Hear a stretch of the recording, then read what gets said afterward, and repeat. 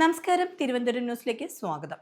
നവവധുക്കളുടെ ആത്മഹത്യ ഇപ്പോൾ ഒരു തുടർക്കഥയാണ്. കഴിഞ്ഞ ദിവസവും കോഴിക്കോട് പയ്യോളിയിലും ഒരു ആത്മഹത്യയുണ്ടായി. 24 വയസ്സുള്ള ആദ്രയാണ് കഴിഞ്ഞ ദിവസം ഭർത്താവിന്റെ വീട്ടിലെ കുളിമുറിയിൽ മരിച്ച നിലയിൽ കണ്ടെത്തുന്നത്. കോഴിക്കോട് ചേലിയ സ്വദേശിയാണ് ആദ്ര ബാലകൃഷ്ണൻ. രാത്രി 8 മണിയോടെയാണ് ആദ്ര കുളിക്കാൻ പോയത്. എന്നാൽ 9 മണിയായിട്ടും കാണാതായതോടെയാണ് അന്വേഷണം ആരംഭിച്ചത്. അപ്പോഴാണ് ആദ്ര തന്റെ മുറി പൂട്ടിയിട്ടിരിക്കുന്നതായി ശ്രദ്ധയിൽപ്പെട്ടത്. വിളിച്ചിട്ടും വാതിൽ തുറക്കാത്തതിനെ തുടർന്ന് ജനൽ ചില്ലുകൾ തകർത്തപ്പോഴാണ് ആദ്രയെ കുളിമുറിയിൽ തൂങ്ങി മരിച്ച നിലയിൽ കണ്ടെത്തുന്നത് എന്നാണ് ഭദ്ര വീട്ടുകാർ പറയുന്നത്.